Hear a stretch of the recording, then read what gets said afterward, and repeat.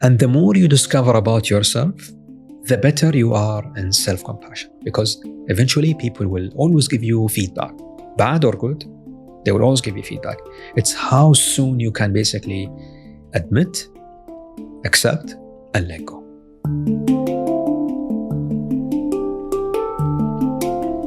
Marhaba, and how's it going, everyone? For those who are new to the show, this is Yuwab, a space dedicated to have answers to calm your mind, empowering your workplace, and trust me, eventually, it will leave you in a great state of mind to unlock your full potential. I'm your host, Saeed Alghafri. And let me just express how grateful I am for you to have the time, maybe away from your time with your family, and allocating the time to come and hear me out. Today's topic, I've been a victim of it. And, I thought that by having it or by embodying that specific skill, I would be much more better. And I used to brag about it, and that is being basically perfectionist. I know I'm just trying to give you some drama around this whole thing, but again, I just want to cut it. It's just me being a perfectionist or being perfect in what I do. I'm really not proud of it. As much as I love details, and I basically aspire to have that attention to details, I remember at times I used to call myself really stupid, honestly, because I made a very minor thing. It could be even a font size is different. I would call myself stupid. Or sometimes I call myself just a waste. And these are really some deep terminologies where you just self-criticize yourself. And the perception at that time for me was self-criticism is really good and it's better, right? I mean, yes and no. You don't want to reach a point where you are really calling yourself some unnecessarily, I would say, or you would label yourself with something not really good. Something like, I'm stupid, I'm not really worth it. It's just a waste. It's not good. And I see a lot of people, really a lot, they just beat themselves up. And that's not really good. That's not good. Why would you do it? And again, I'm not talking about beating themselves up physically, because honestly, it's just a punch in the face when it's physical. You knock yourself out, and that's easy. You just go to the hospital. And again, that's not good. I don't want you to do that. But again, this is much more deep. It's that internal beating. You're just beating. You're just criticizing yourself. It's so draining. You just lose unnecessarily energy when it comes to that. Just look at my face now when I'm just talking about it. I'm just squeezing my face, and even my tone completely change. It's just it's really so draining. Let me share with you an exercise I've done. It's a bit cheesy, when it comes as an exercise. But again, reality is it was very much powerful. I was told one time to write a thank you note to myself. As much as you may think I am really insane, or I am basically crazy, that was my same reaction when I heard it. It sounded a bit cheesy, but it was done in a way where I was thanking myself for everything that I've done. Everything I've done. And I started really listing down some good stuff. I remember before that exercise, I was not feeling very good. And because I'm really good in self-awareness, I knew that. When I finished, I basically listed down all my achievement. I did talk about that. And it was really amazing. It was really nice to read it. And it felt really good after that. Amazing. Imagine you write a thank you note, thank you without any achievement, to someone. Your wife, someone at work. What do you think will happen? It's just that positive feeling, and they will feel really good about it. Something else that I've done is, and I see a lot of people, they don't accept themselves. I'm a skinny guy. And I remember when I shared with you my story, I lost a lot of weight, and that created this scenarios in my mind where I am rejected from the society because people were telling me, what's wrong with you? Why are you sick? And all that. And honestly, I couldn't really cope with myself. It wasn't really good. The same is applicable to people who are overweight or someone who is really having, or they think that they have something which the society is rejecting them for. What happens is you drain a lot of energy because you're trying to prove to the people and the others that you are that other person. For me, I feel it's just a waste of time because this is now blocking you from unleashing your full potential.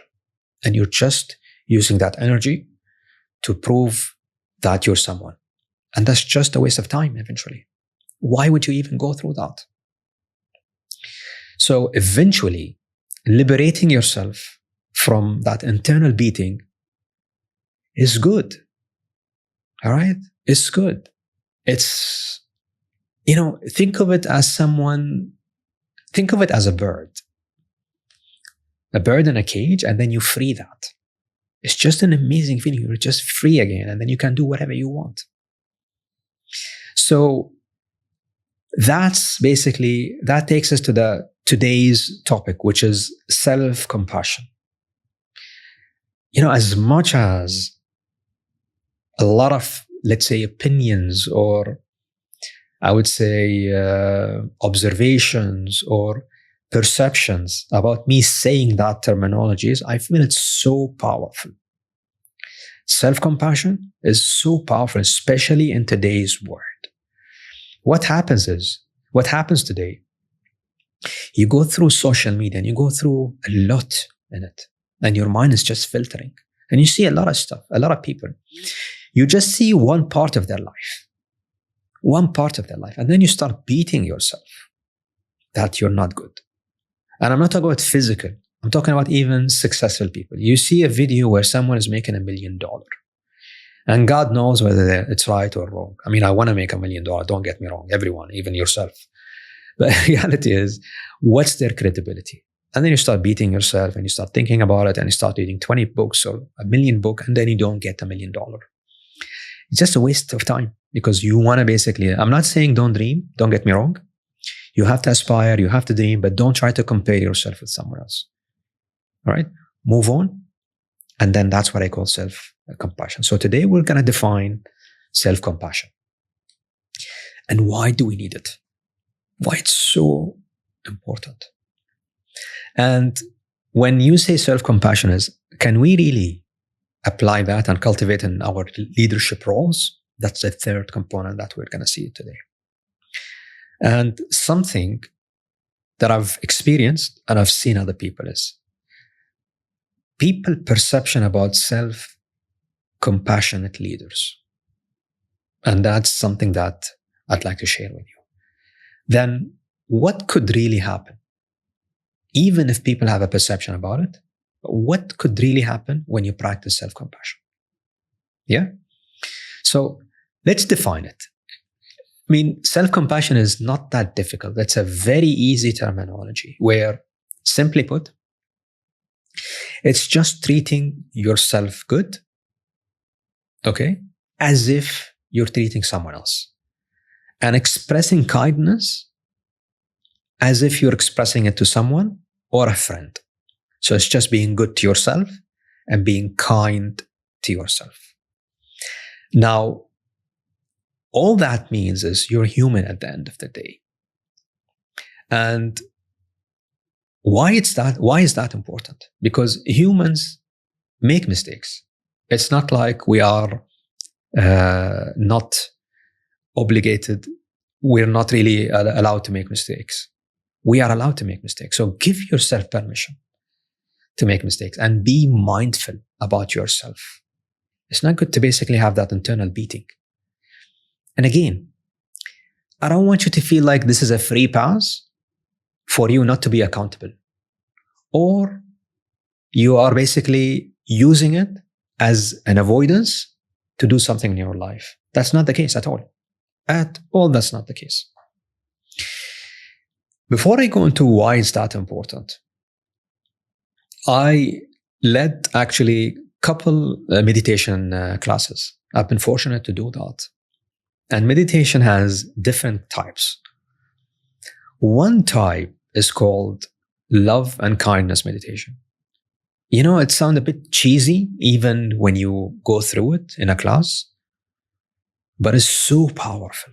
I remember in one of the classes I've done, I saw people crying toward the end of the class because it's so powerful when you connect. Because it's all that self-compassionate. You liberate yourself, you're kind to yourself, and then the next stage is you take that to a person.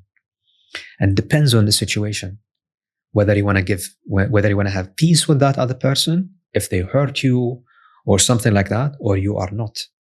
And that's when people become emotional. So being kind and being really compassionate or having that internal care to ourselves is very important. Now, let me share with you why this is important, why self-compassion is important. And I wish I knew about it earlier. When I did my first feedback and I spoke about that, my first feedback had an internal feedback, which was easier to land, and a feedback, which they call it like a 360 feedback from my colleagues. And at that time, this was my first time I had a feedback. The internal feedback felt a bit easier, I would say, although painful, but easier. The external feedback, oh my God, it did not land very well. And I started beating myself, criticizing myself that I'm not worth it and I should not be there. And I started questioning myself as a person at that time. And I did not have anyone telling me that, Saeed, take it easy. Until a week after, when I met my coach for that specific thing. But let me tell you what happened. I drove back home. I could not sleep. So I could not sleep very well. I was thinking all night about me, not worth it, not really this, not that. I was creating scenarios in my mind.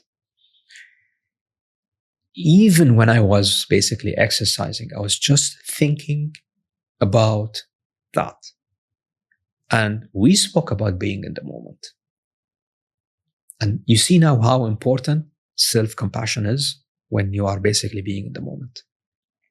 So it was not at all a very good experience. It wasn't a good experience. And a week after that, it felt good because I was speaking to someone and sharing. And let me tell you what happened. So I went the next day to the office. I saw all the feedback from the other people. And I started saying, yeah, you know what? This guy, he is the one who did say this about me. And that, I know that it was this guy. And I started to basically plan stuff for them, not cooperating, not being a team player, etc. And usually people are very negative when they give you feedback. So that was my reaction. I was very defensive. I did not really take it very well, especially the 360 feedback, the feedback which was from people. It wasn't very good. And I remember I even gave feedback to other people, and I noticed how they were talking to me as well after that. So it wasn't good. So think of it this way. The sooner you liberate yourself from this whole drama, which is again fantastic when you watch a series or when you watch Netflix, the faster you are going to grow, because then you're going to hold yourself accountable to get better and eventually grow. Yeah? Now, what will happen also is you will always, be in situations when you're weak. It's normal. It's not like you will be, you're going to be always strong, or you're going to have always the solutions. That's the second one. So get ready for that. So get ready to know that you have also weaknesses because you're human. Okay? So what happens is when I got that feedback, what happened to me is I thought that I'm strong. I know it. And I've got all the best characters in the world. But I wasn't expecting someone to tell me you're weak. So I wasn't ready for it. So just get ready, because eventually your weakness will show, will dominate. And depends on how you are in that specific moment. So the most important question you need to ask yourself is, how are you going to deal with that situation? Okay? And what is important is how you talk yourself out of this. This is the most important thing. Just say to yourself that things will be fine. Okay, and these are stuff that I haven't learned until recently.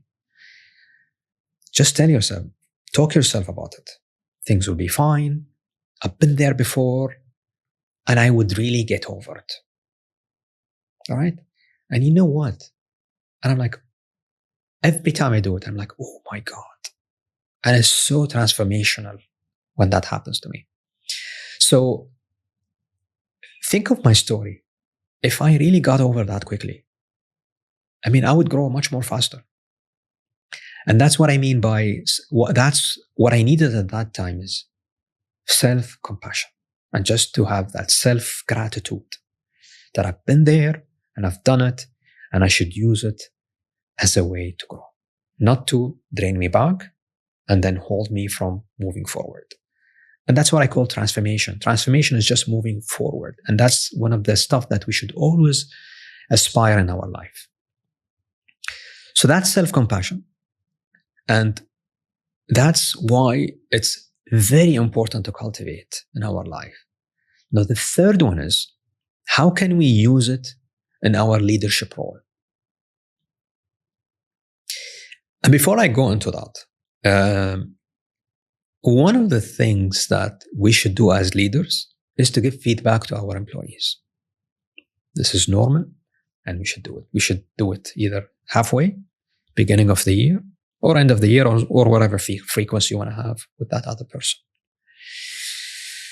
And let me share with you this story before I go into how can we apply that in our leadership role.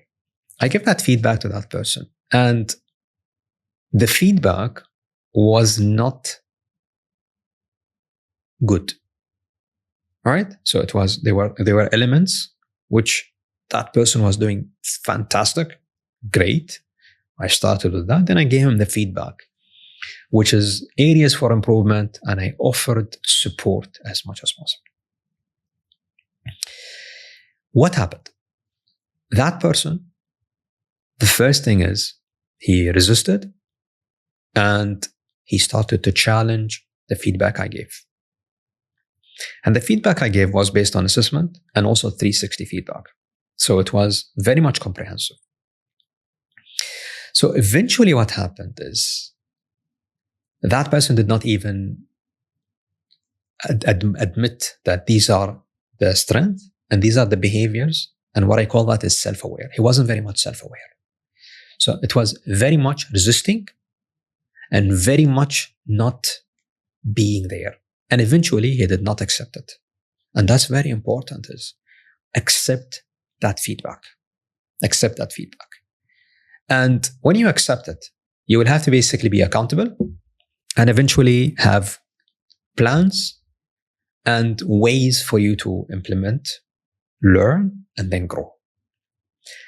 And throughout I think the year with that person is, he was all about resisting. It took him a long time to admit and accept. It was even too late. When it was time to basically improve, and that's something that I see from a lot of people, that he admitted that he has to improve. But then accountability was absolutely missed. Accountability was zero. يعني it wasn't really very good at all. So when we had the second discussion a year after, we witnessed that the guy did not really move forward at all. He did not. So again, it was not how someone should cultivate self-compassion. You see what I'm saying? So he beated himself a lot that he's not really worth it. All right? And he did not admit. It took him a while to accept.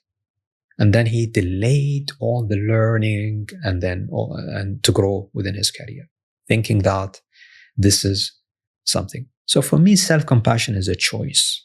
He should have made that choice. And it's a very good choice. Really. From my experience, there are 3 things that you have to keep in mind to cultivate self-compassion. Just reflect on my story with this guy. The first thing is self-awareness. And self-awareness is all about knowing your strength, your weaknesses, your limitations, what triggers that, what happens in that situations in your internal system, etc. So it's very important to know these stuff. And when you have an assessment done or a 360, these are stuff that comes. It's really surface when it comes to that. So it's very important that very important to basically have that self-awareness component. And the more you discover about yourself, the better you are in self-compassion, because eventually people will always give you feedback, bad or good. They will always give you feedback. It's how soon you can basically admit, accept, and let go. And again, when you discover, the more you discover yourself, you become much more authentic. You know yourself. You would know yourself much more better. And that will cement your character or personality. And then you're going to become much more effective in your leadership. So self-awareness for me is the first step when it comes to that. Then the second one is self-acceptance. So you have to accept. You need to accept that you're not perfect and you have limitations. ما يبالي وايد الموضوع ترى. And then take it and don't start to judge. Don't judge. Eventually, you are a human and you have flaws. And I have flaws, and everyone have it. Give yourself permission to make mistakes, acknowledge, and move on. And I see a lot of people, especially when that happens, their ego completely take over. And I remember when I share my stories in LinkedIn, people are like, oh my God, this guy is so vulnerable. But again, eventually at the end of the day, leaders are human. They make mistakes. And admitting that is good. It tells that other people that, oh, these guys are people as well. Yeah. Now, when you go through acceptance, then it's all about being accountable. Because when you accept it and you're accountable for the learnings, then you're going to have some actions in place or programs or whatever the case is for you to grow, because eventually you're going to get better. And then when you get better, you naturally grow. So the most important thing about this process is just being responsible. And if you remember my story with this guy, the guy was not very much responsible for his learnings. And he was expecting someone else to tell him what to do. So here, once you do that, you're responsible for your actions and learnings, and then you're going to get better. And the most important thing, you're going to get better with care. It's not like you have to beat yourself up for you to get better. And accountability and having that also comes with seeking support from other people. Because sometimes when you have some action, it's good to go and seek support from others. And what I see is, and I'm going to talk about that, leaders don't like to do that. They are really afraid to do it because they feel that if they demonstrate this, they're going to be weak. People would look at them as people who are leaders who are really weak. So it's very important when you're accountable, you be responsible, you seek support, and then if needed, it's okay to take a break. Because what happens is, sometimes we are really burned out from all this criticism. So take a break, because sometimes it's important to take a break and then just regroup. Now, if you cultivate these three stuff, which is self-awareness, self-acceptance, and then being accountable for your actions, you're going to have a much more better framework around how to go around self-compassion. Now, this topic is, again, like I said, is so cheesy to the point. And what I mean by cheesy is it's basically not a topic that would land in corporates. People are used to stuff like be resilient, be strong, be like that. See, these really, but when you say self-compassion, you know, it doesn't land very well in most of people's perception, and I've seen it. So the first thing people would be like, and most of the people, and I thought the same actually a long time ago when I started, is this guy's weak, or he or she are not tough enough. We should change them. Again, that's what most of the people think. And as leaders, our image, we say, you know what, my image doesn't allow me to do it. And again, that person, because they're not really cultivating self-compassion, the other people's image will be like, oh, these guys are not really good enough to be a CEO or something like that.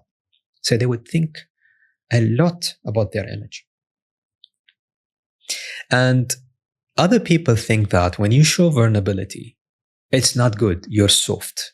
And I mentioned it because I post a lot on LinkedIn and I show my vulnerability in most of my posts because I really highlight it at the end of the day, and I want people to learn. It's really strange for them. How could a person do it? Because they're used to someone who are really showing off. But I feel it's really a strength if you use it wisely. Again, you don't want to be too self-compassion, all right?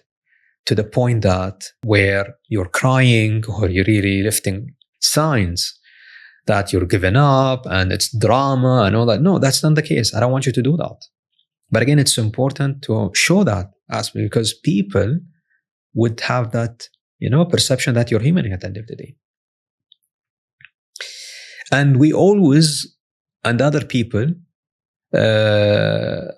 always look at leaders as like they're someone else. They're like, wow, this is basically it. How come they're really now self-compassion? It doesn't really good. Their image and their reputation is not really good. And what I see is people relate success to self-criticism. And I used to do that a lot in my career. So I was like, you know what? I should just criticize myself a lot because I will be successful. But again, the definition is more like reflection because I've done something and now I'm reflecting to be better. And people always think that leaders are perfect, So if they are really showing that aspect of their life, it's like self-pitying themselves. So, these are what people think about it. And again, as I mentioned, we've all got obligations toward our businesses, and we're there to run a successful transformational business, not to be there and whine. And that's not what I'm asking you to do. All we need to do is have a self-awareness, accept it, acknowledge it, be accountable, and then you're going to cultivate self-compassion, and then let go and move on. If you do that, you're going to think more about what else can you do in business or even at home. But again, you would ask yourself, Saeed, what happened when you practice self-compassion? All right? What happens? The first thing is what I always talk about, well-being. Big time.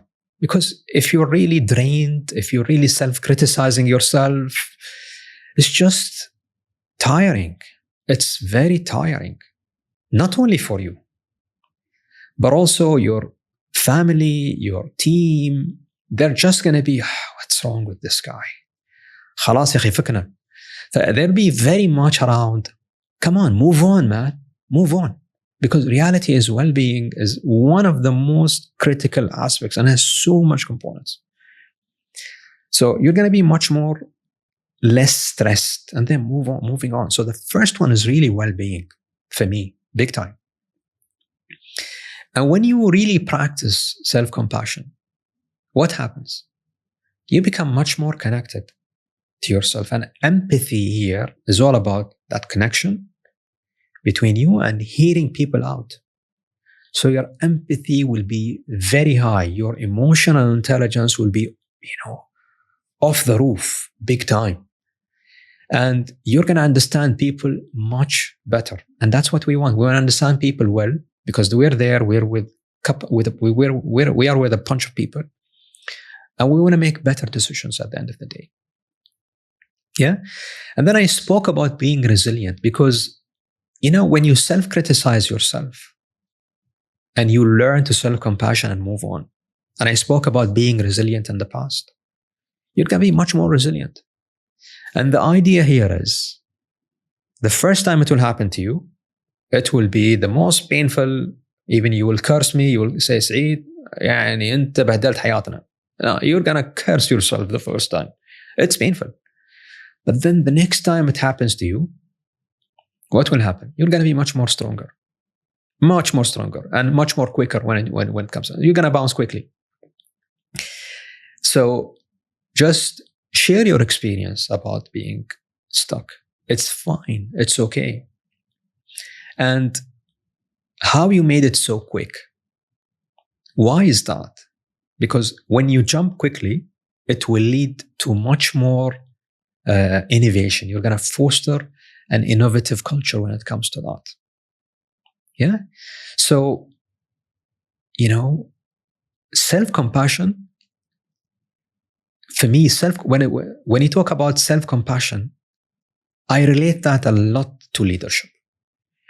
And it's not really easy. It's not something that people will cultivate. People always jump into making strategies, doing all the fancy stuff, having a teamwork skill in place, having a negotiation skill. The last thing they will do is self-compassion. But I feel it's a very important skill to cultivate. And it's not going to be easy. So think of it this way. And the second thing is, no one is really that perfect. Really, no one is perfect. Toward the end, we are human beings. So always remember to be kind, because if you're kind, this is good, not only for you, but everyone who's really around you.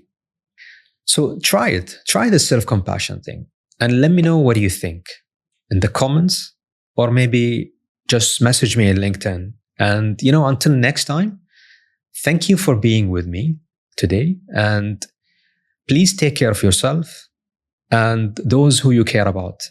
And really, if you find this episode so good and beneficial, please share it and subscribe to my channels.